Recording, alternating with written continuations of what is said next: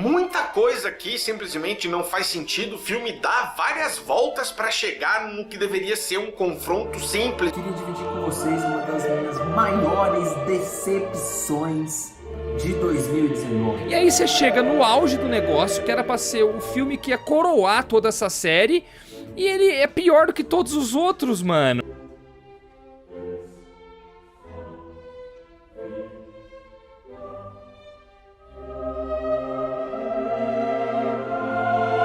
Eu não aguento mais os filmes do Godzilla da Legendary. Os filmes do Godzilla da Legendary refletem muito bem o que muitas pessoas acham de filmes de kaijus. Que para qualquer um que não saiba, filmes de kaijus são filmes sobre monstros gigantes. Para essas pessoas, esses filmes são idiotas, infantis e elas não esperam muita coisa além de um espetáculo de bestas gigantes atacando uma cidade ou lutando entre si. E eu não culpo elas. Esses novos filmes do Godzilla não melhoram, não demonstram nada que faça elas mudarem de opinião. Na verdade, eles reforçam isso. Esses filmes do Godzilla são uma bosta em ter uma narrativa coerente e apresentar qualquer coisa que seja mais profundo que um abacate, o que não é um problema exatamente, porque, bom, um filme não precisa ser profundo para ser bom, mas eu gostaria que ele fizesse alguma coisa que vá além das batalhas, porque nenhuma das relações dos personagens é realmente interessante ou memorável. Para a relação daquela garotinha com o Kong, do Godzilla vs Kong, que até é legal, mas não vai salvar o filme, né? E muito menos essa franquia horrível. Fora o primeiro filme do Godzilla e o filme solo do Kong, eles são mais legais em comparação aos outros. Porém, o filme do Godzilla é mais chatinho com os aspectos humanos e meio merdas com as batalhas. Então, não se salva muito. Os fãs também não ajudam nada nessa questão, porque em vez deles entenderem o que a crítica quer dizer com, entre aspas, esse filme é ruim, e pedirem para que os diretores se esforcem mais nos próximos filmes, eles só ficam forçando o quão eles não ligam pra crítica e o quão Godzilla é foda. Isso em boa parte porque os fãs são constituídos por uma notória parcela de pessoas mais infantis e que tudo que eles querem ver é uma luta muito foda de bicho gigante. E não é um problema, mas não sustenta filmes por si só, como esses que a Legendary tenta vender. Esses filmes até têm ideias interessantes, mas em quesitos narrativos, eles são uma bosta. Nada me surpreende, nada me interessa. Nem mesmo o Godzilla é muito interessante, porque se ele já não tivesse um nome, talvez nem do primeiro filme ele passasse. Ele não tem nenhuma essência muito marcante, além do fato dele ser o Godzilla. Inclusive, vocês perceberam quão pouco imponente é o Godzilla? Os filmes estão cheios desses momentos, entre aspas, épicos, onde nós deveríamos sentir imponência ou até mesmo respeito pelo lagartão, mas eu simplesmente não sinto isso. Eu não sinto imponência quando assisto essas cenas. Eu até sinto alguma coisa, mas é algo que não é muito marcante. O Kong, por outro lado, em seu único filme solo, faz o que o Godzilla em todos seus filmes apenas sonha em fazer. Toda vez que eu vejo o Kong no filme solo dele, eu sinto imponência. Dá para sentir o peso dele sem ele ao menos se mexer. Ele apenas encara o espectador e você já sente sua força. Os próprios personagens do filme parecem sentir um certo respeito por ele. Claro que isso está mais focado com o pessoal que se relaciona com a tribo. E com a própria tribo também. Isso é um tipo de coisa que eu não senti em nenhum filme do Godzilla da Legendary. O Kong tem muita mais nuance que a lagartixa. Ele é desafiado pelos monstros da Ilha da Caveira e mesmo matando vários, eles continuam atacando ele, fazendo com que ele tenha que se provar várias e várias vezes aos desafios de lá. Claro que isso foi antes da merda que é Godzilla vs Kong. Mas enfim, sabe uma coisa que o Kong tem que o Godzilla não tem? Heroísmo e liderança. Pois diversas vezes ele protegeu e ajudou outros, e até mesmo fez com que os humanos não brigassem. Agora, o que o Godzilla tem semelhante a isso? Bom, nada. Ele não é um líder, pois as pessoas não temem líderes, ou você acha que os kaijus gostam do Godzilla? Um kaiju que literalmente matou quase que todos os seus rivais. Com exceção da borboleta, que por algum motivo curtiu ele. E ele com certeza não é um herói, porque ele praticamente nunca tomou alguma atitude heróica. Agora, quando ele salvou o Tenente Ford da Muto Fêmea no primeiro Godzilla, que é meio questionável, pois ele pode muito bem ter usado o Tenente como distração para matar a Muto, e não ter feito aquilo para salvá-lo em si. E isso é meio estranho, porque os diretores da Legendary tentaram arduamente pintar o Godzilla como um herói, sendo que não, ele não é um herói. Ele é só um animal tentando estabelecer dominância com outros animais. Ele não tem o objetivo de salvar o mundo. Até tem algumas citações no primeiro filme dizendo que ele estabeleceria a ordem natural das coisas. Mas eu sinto que depois daquele filme, eles jogaram isso pro caralho. E essas citações não parecem ser algo que vem do Godzilla, não parece ser um pensamento dele, mas sim um pensamento que vem dos humanos, uma visão humana sobre o Godzilla. E bem, agora eu quero demonstrar 2 filmes de kaijus que provam quão desleixados e sem substância são os novos filmes do Godzilla da Legendary. E o primeiro deles é Cloverfield Monstro.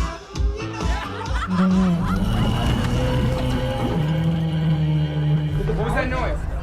What animal sounds like that? Like shaking everywhere, man. It's like tremors. Looks like you should have left town a little bit earlier.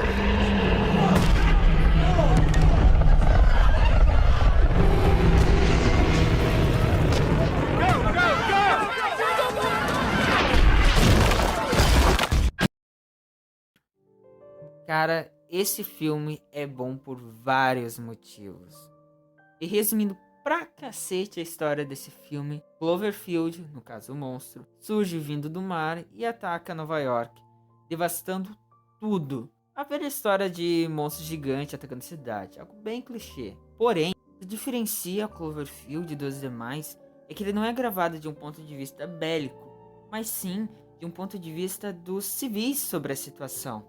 O filme inteiro tá naquele estilo found footage, onde um dos personagens usa uma câmera para gravar as cenas do filme, e é por ali que você vê os acontecimentos que ocorrem nele. Em certos momentos do filme, as gravações travam e cortam para gravações antigas, antes do incidente com o Kaiju.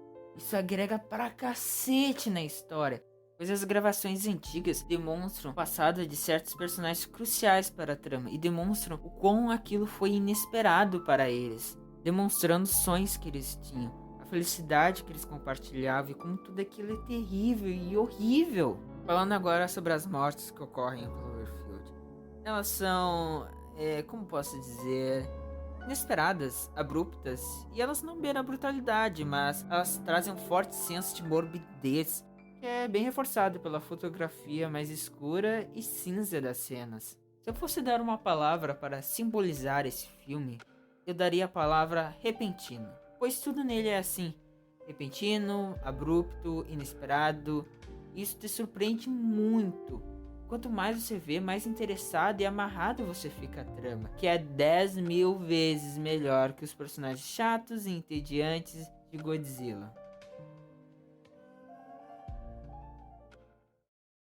E agora, o segundo filme que eu irei tratar aqui é Pacific. What the hell is going on?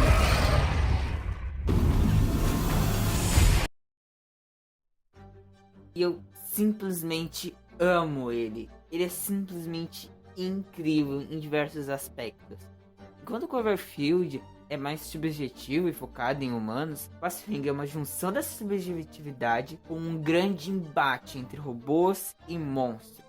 Resumindo a história do filme, uma fenda para outra dimensão se abre no fundo do oceano, e agora seres dessa dimensão querem dominar o nosso mundo, ficando enviando kaijus, ou seja, monstros gigantes, para nos dominar. E bem, como você resolve esse problema?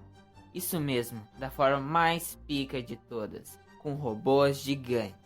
Os Jaegers, o nome dado aos robôs gigantes desse filme, precisam ser pilotados por alguém dentro deles para que eles funcionem. Mas não pode ser só um piloto, você precisa ter no mínimo 2. Meio que o cérebro deles frita quando eles tentam sozinhos. Quando eles entram nos Jaegers, eles não se conectam só ao robô, mas sim a um e o outro, em um nível mental. fazendo com que tudo que um sinta, o outro também sinta. Logo, eles precisam ser bem compatíveis, pois essa conexão mental fará com que eles tenham que concordar com as ações que eles vão tomar para controlar o robô. Então, se eles não forem muito compatíveis, meio que o negócio não vai funfar. Isso tudo é uma ótima ideia para conseguir desenvolver os personagens humanos, suas relações e ao mesmo tempo que correlaciona com a trama dos kaijus. Isso é ser criativo, criando algo que pode ser usado para cativar o público com os personagens e suas relações, ao mesmo tempo que lhe interessa pela trama dos kaijus.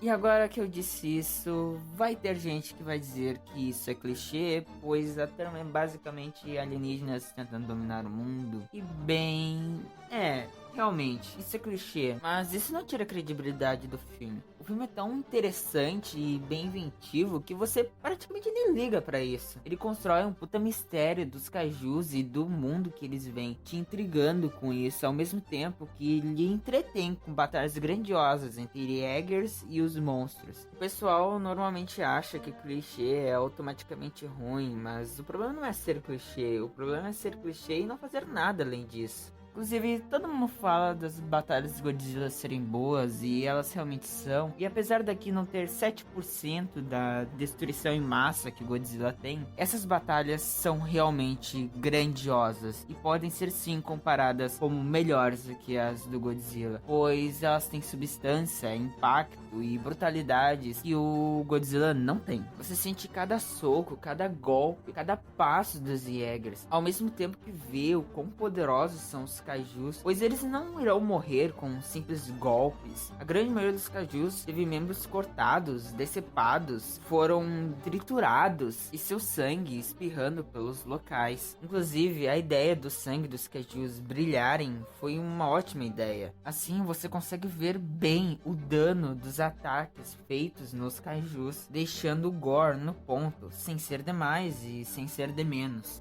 Mas, claro, Pacific Rim não é só isso. Como eu já insinuei antes, as histórias dos personagens são muito interessantes e envolventes. Apesar de eu achar que aqui poderia ser aberto mais espaço para o lado emocional da trama, o filme não desenvolve pouco seus personagens, e até mesmo os personagens que foram pouco desenvolvidos, você sente o peso deles, fazendo com que você sinta o impacto de suas quedas quando eles são derrotados pelos kaijus.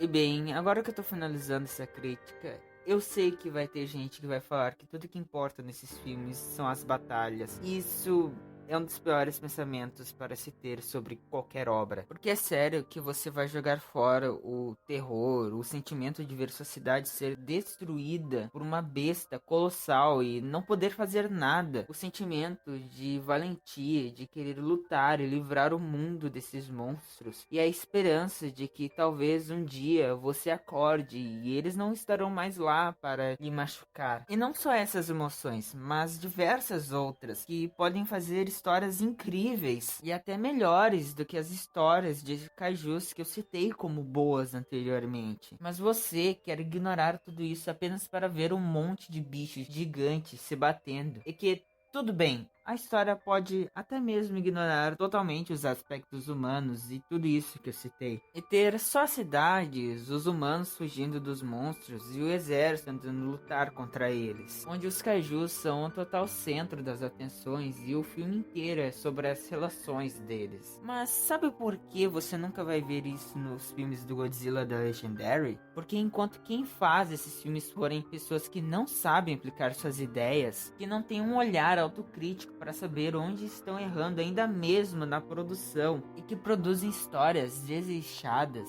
isso não vai acontecer. E que a impressão que me passa é que por comentários como esse e opiniões como essa, a Legendary não sente vontade de mudar isso. E bem, eu sou Glox, o vídeo vai ficando por aqui e falou!